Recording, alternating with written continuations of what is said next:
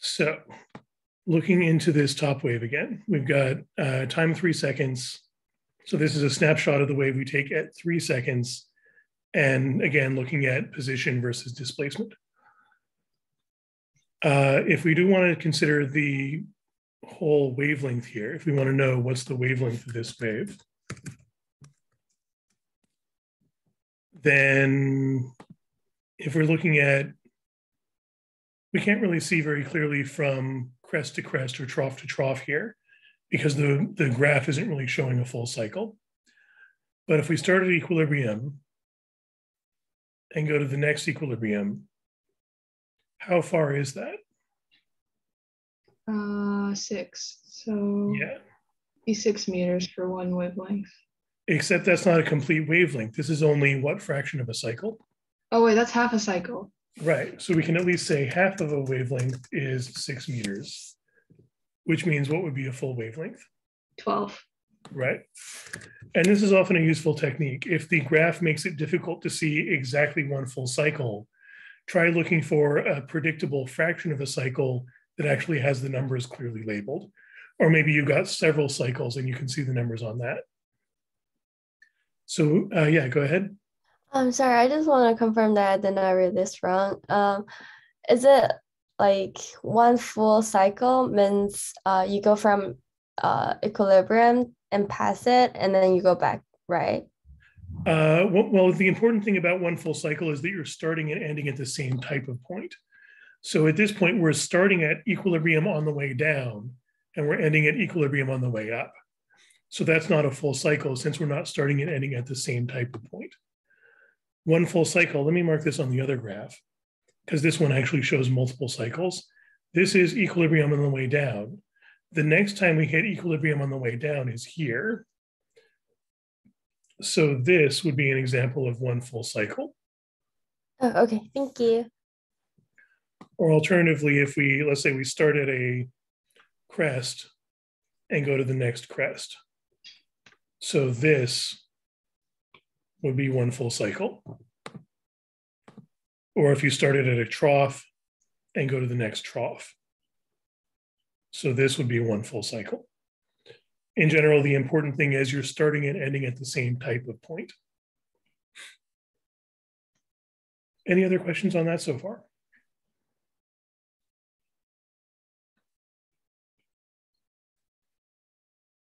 And in the case of the other graph, instead of looking at distance versus position, or sorry, position versus displacement, we're now looking at time versus displacement. So what would we call one cycle of time? Period. Right, that would be the period of the wave. And it's difficult to mark that in this case because a lot of these seem to be at points that aren't clearly specific numbers. But as long as we can identify certain crests or troughs or equilibria that are at specific numbers we can easily identify, then we can use that. For example, it looks like this wave crosses equilibrium at time 3. Is there another nice, convenient, easy to identify time where something important happens? Like focusing on nice, neat whole numbers.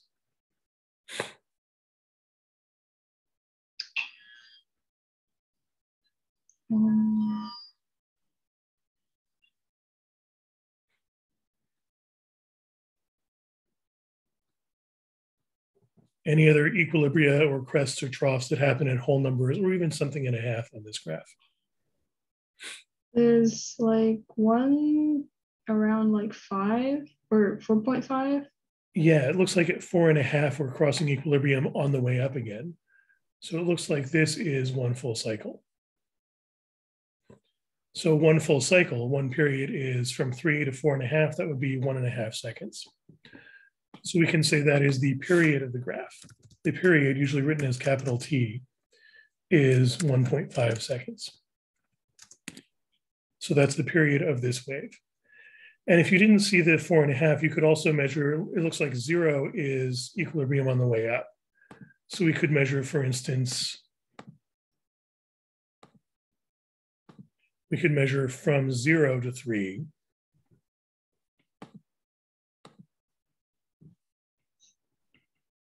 that looks like one cycle and another full cycle.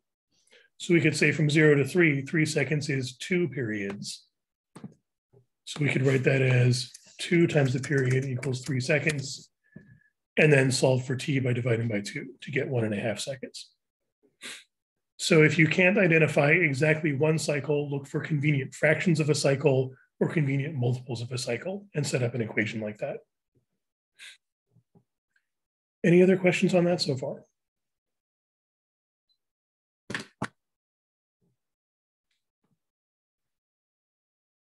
So we know the wavelength, we know the period. If we want to write out the entire equation for the wave, though, we're going to need a little bit more information. Because our usual equation for the wave looks something like,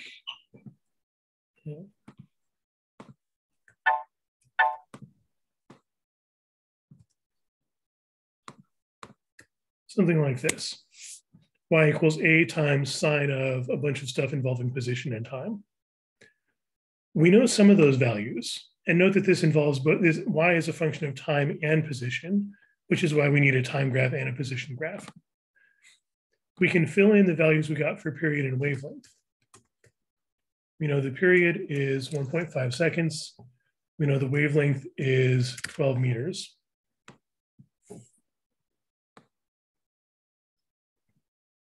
Are there any other parameters whose values we can figure out from the graphs?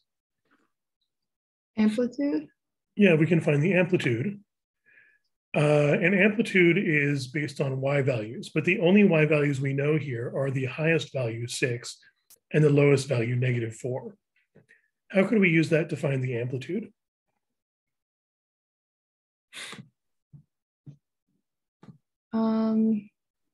We find the difference and then divide it by 2, right?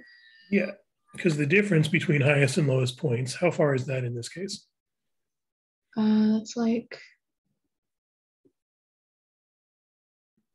10. Yeah, so we've got a difference of 10, right? The amplitude between equilibrium and highest point or equilibrium and lowest point is going to be 5. And note that that's true for both graphs, because these graphs represent the same wave, and a wave just has one value for amplitude. So we know the amplitude is 5. And that's going to be 5 of whatever y is measured in, let's say presumably meters. It doesn't have to be meters, it could be centimeters. It doesn't really even have to be a distance. For instance, in sound waves, we're usually keeping track of pressure oscillations. So in a sound wave, amplitude would be measured in pascals. In this case, though, let's just say it's in meters. And there's also one other thing we need to consider about y. If you're talking about just a sine wave, as written here, it's oscillating above and below what equilibrium value?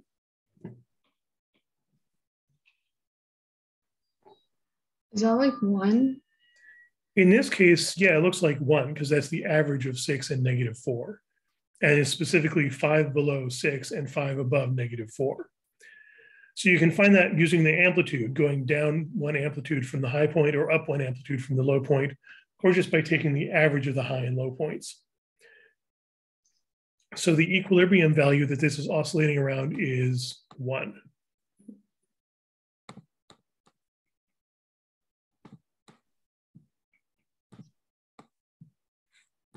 And we usually call that value y sub 0.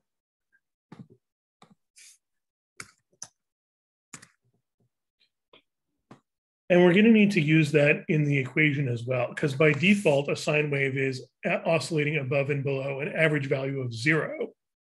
This is not oscillating around an average value of 0. So we're essentially taking the graph and shifting it up 1 unit.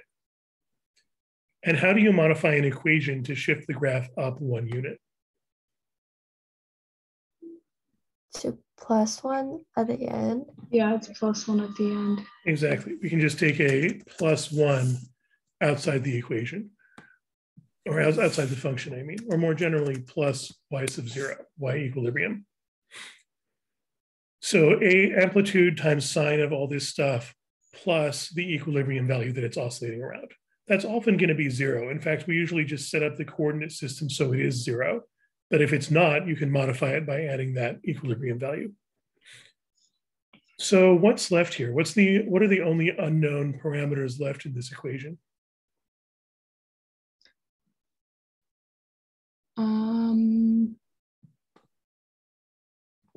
What was it called? Phase constant? Yeah, the phase constant, this phi value here, lowercase phi. So that Greek letter phi represents, well, if you make that change to any function, like let's say you take sine of something plus a number, what does that extra plus a number inside the function do to the graph? It makes it go to the left, right? Yeah, that represents a shift either to the left or right, depending on whether it's positive or negative. And ultimately, the reason for that is to make sure that we can have a sine function that starts at any value. Like if that phi value wasn't there, if we didn't have the phi value in the function, let's say we're talking about position 0 and time 0. If you plug in 0 for x and 0 for t, what do you get as a result? What would be the sign of just 0? 1, right? Cosine of 0 is 1. Oh, wait, dang it. Sine of 0, yeah, it's easy to get those mixed up. But the sine function starts at the origin. So if there was no phase shift, then every sine wave would start off at 0, 0, at time 0. It would start off at equilibrium. But that's not always true. You can have a wave starting anywhere in the cycle at time 0, position 0. So the whole point of the plus phi mathematically is to allow for different starting values, allow for different initial conditions. And to calculate that, it can be difficult to see that directly from the graph. Usually what you do is you pick some data point on either graph, and typically crests and troughs work best for this. So take any crest or trough whose value you know, fill that in for x and t, and then you can solve for phi. However, there's one other thing we need to do first, though. This equation has a plus or minus in it. What does that plus or minus represent? Is it the direction the wave is going in? Yeah, that's the direction the wave is traveling. Maybe the wave is traveling in one direction or maybe in the other direction. And so we're going to need to figure out from these graphs alone whether the wave is traveling to the left or to the right. So let me tidy up the graphs here and let's see if we can find the direction of travel.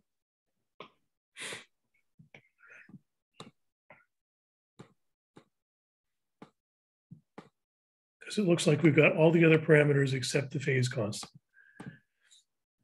So for direction of travel, motion involves position and time. So we're going to need to take into account the position graph and the time graph, which means we're going to need to find what's often called a point in common, a point that is the same information on both graphs.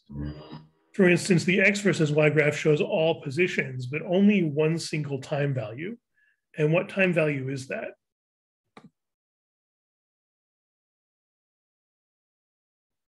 What's the one value of t that this entire x graph represents? 3 seconds. Yeah, 3 seconds.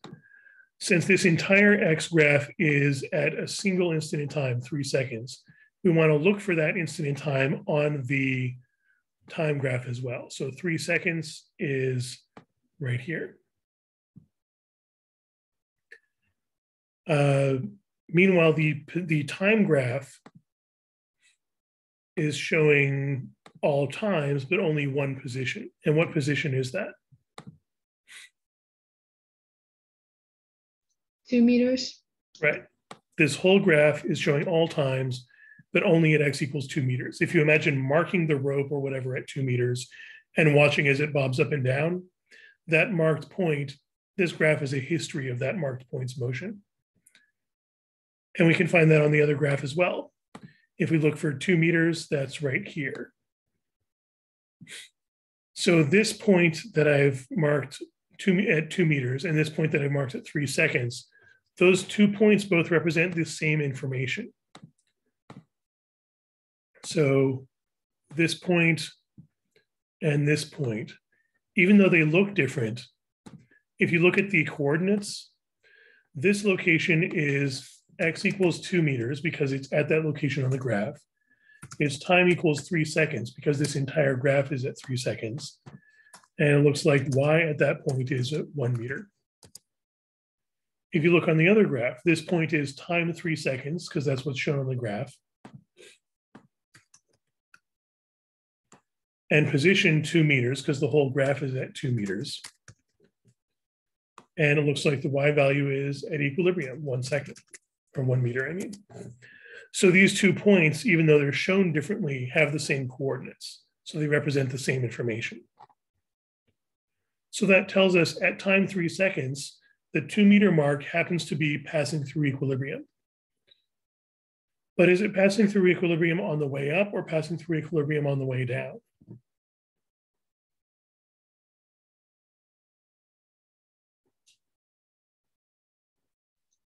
If we want to know what's happening next, what this point is doing, if we want to know what happens next, should we look at the position graph or the time graph?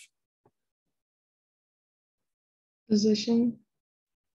The position is just one frozen instant in time, though. We can't really tell what happens next if we're looking at just the position at this freeze frame in the video. Oh, so it should be the time graph then. Yeah, if we take a look at the time graph, we can see that as time passes, this point is on the way up.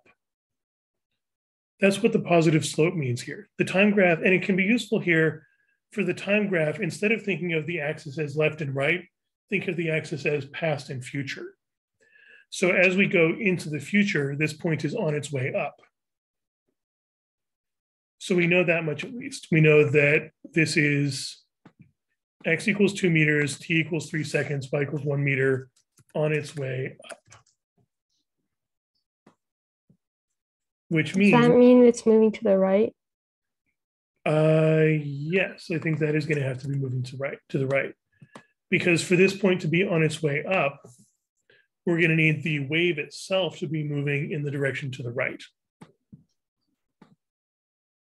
Because if we draw out this wave here, let me just sketch out the current shape of it.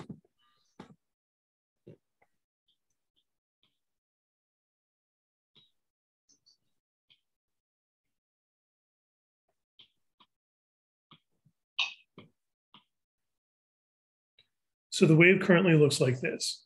If the wave moves to the right,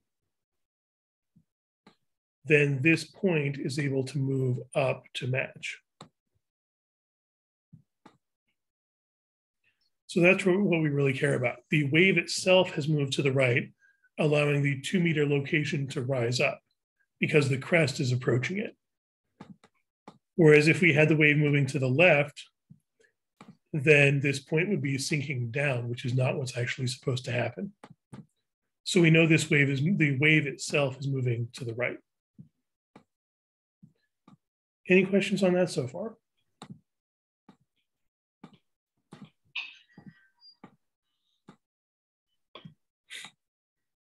So if we know this wave is moving to the right, moving to the right. In other words, we could also call that the plus x direction, the positive x direction. How do we represent that in the equation itself? What do we use for this plus or minus here? We use a subtraction, right? Yeah, if the wave is moving to the right, the positive x direction, we're going to have subtraction in the wave equation to balance out that increase in x. Whereas if the wave was moving to the left, we'd use plus instead. And at this point, we now have everything about the wave except for this one last piece of information, the phase constant. Any questions on that so far?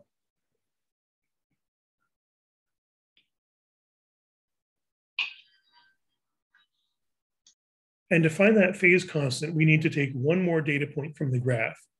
And for this, we can actually use any single data point as long as it's a crest or a trough. And the reason we want to use a crest or a trough is to avoid ambiguity. Like if we use equilibrium, like there's equilibrium at 1.5 and equilibrium at looks like 2 point something. If we were to use both of those data points, the problem is that's 2 points in the same cycle. Equilibrium shows up twice in the same cycle. So that's ambiguous. It's difficult to tell which equilibrium we're talking about. But if we're looking at a crest shows up only once in each cycle. A trough shows up only once in each cycle. So that cuts out all the ambiguity, the uncertainty. So is there some crest or trough where we can easily identify the number, the x value or the t value? And either graph will work here.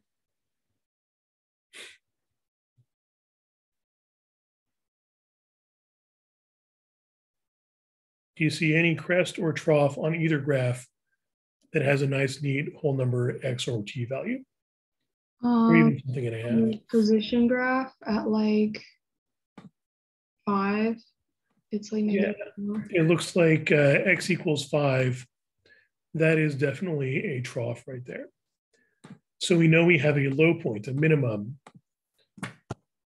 Minimum exists at x equals 5 meters, and t, the whole graph is t equals 3 seconds. So when x is 5 meters and t is 3 seconds, we're at a minimum, a low point. Also at that point, y is negative 4. So one way to accomplish this would be to take the entire equation, everything we have so far, and replace x with 5 meters. So wherever we see x in the equation, we write in 5 meters. Wherever we see t, we write in 3 seconds. And then we can replace y with negative 4 meters. I guess that 1 should be meters also. And then we could solve for phi because phi is the last unknown left. However, there's a nice shortcut we can use here, because if we're at a low point, what's the lowest value sine can have?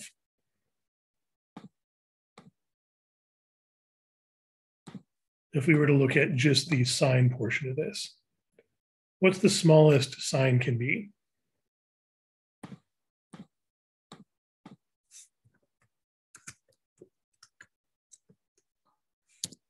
I'm gonna guess and say it's like 0 because I don't remember. You can go lower than that though. If you take a look at the default sine graph, if you just have negative 2 or negative. Well, if you have the default sine graph, let me actually sketch this out. The default sine graph starts at 0, goes up to a high point, passes through equilibrium, down to a low point, back up to equilibrium. That's one full cycle of the sine graph. What are the highest and lowest points if it's just y equals sine x, no other modifiers? It's like positive and negative 2 pi, right? 2 pi is a value of the input though. Oh, wait, sorry. So the cycle takes of 2 pi worth of time or distance or whatever. So this value will be 2 pi. So then the highest and lowest y values would be 1 and negative 1, right? Yeah. Okay. The highest y value highest sine can get is 1, lowest sine can get is negative 1. Sine always gives you an output between 1 and negative 1. So we can say that in order for this graph to achieve its lowest value, that has to be a point where the sine is 1.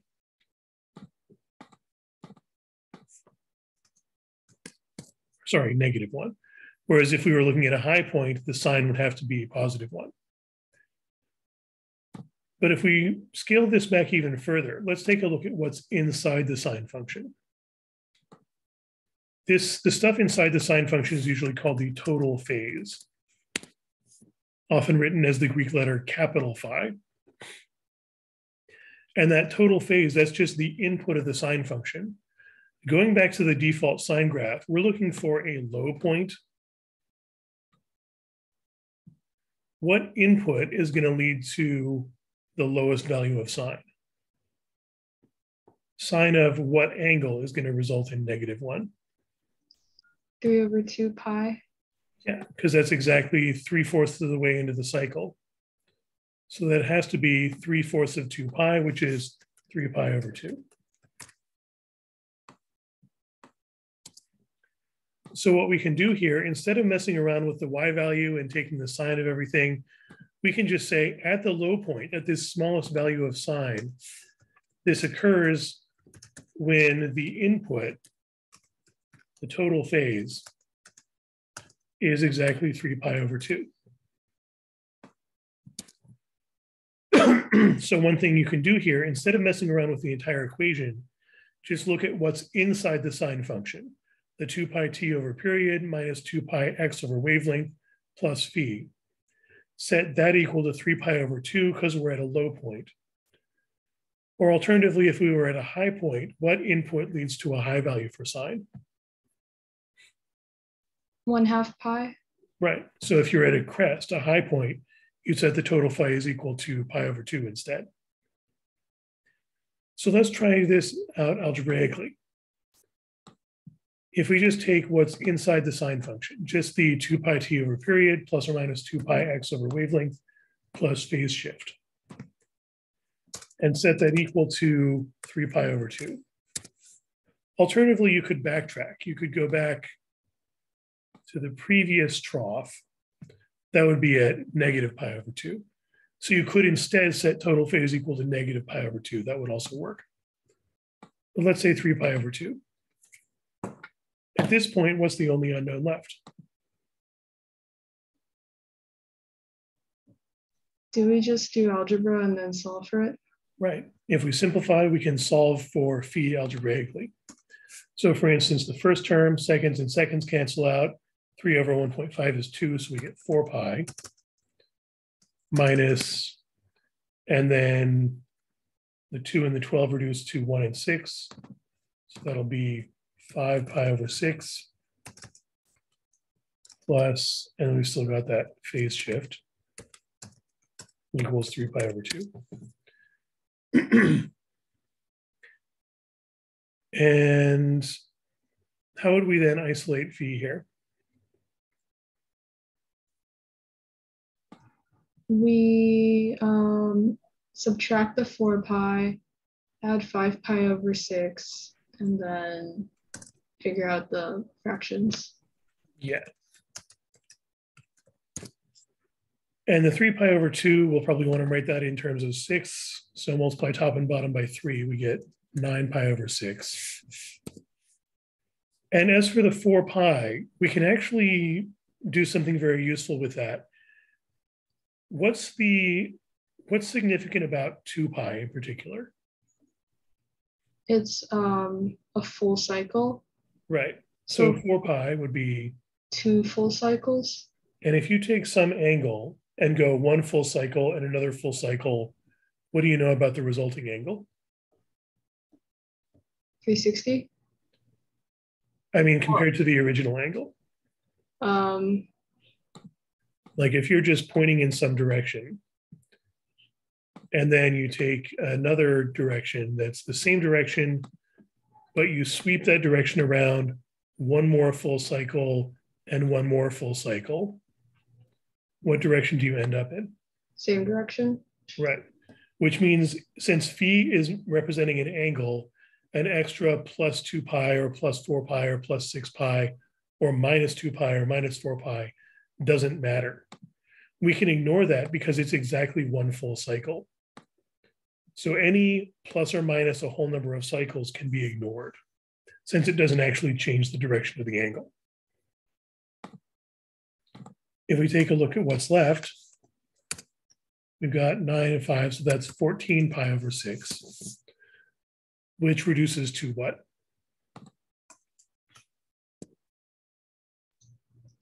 7 pi over 3. Right. And I'm noticing that's still more than 2 pi because 2 pi would be 6 pi over 3. And like I said, you can always ignore extra whole numbers of cycles, which means we could write that we could subtract 2 pi from this. And this isn't really mandatory. You could just leave it as 7 pi over 3. You could even leave the minus 4 pi in there. But it's often most useful to write the result as a value between 0 and 2 pi. That is the first full cycle.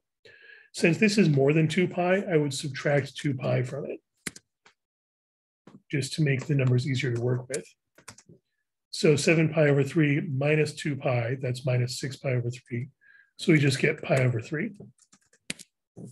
So that's what I would use for the phi value. 7 pi over 3 would work, but 1 pi over 3 is going to be easier to deal with. So we can fill that in, going back to the original equation, we can replace phi with pi over 3. So this then is the actual equation we would use for the entire wave. 5 meters, the amplitude, times sine of 2 pi t over 1.5 seconds minus 2 pi x over 12 meters plus pi over 3, the phase shift, plus 1 meter, the equilibrium. And we want to leave x and t as variables in our final answer because the whole point of this is that y should be a function of position and time. Now that we've got this equation, we can use that to predict lots of other stuff about the wave. For instance, if you wanted to know what's location x equals 5 meters doing at time 10 seconds, you could plug in that x value and that t value, run that through a calculator, and this will tell you the displacement, the height of that location at that time. And that one equation essentially tells you everything you need to know about the wave. Any other questions on that?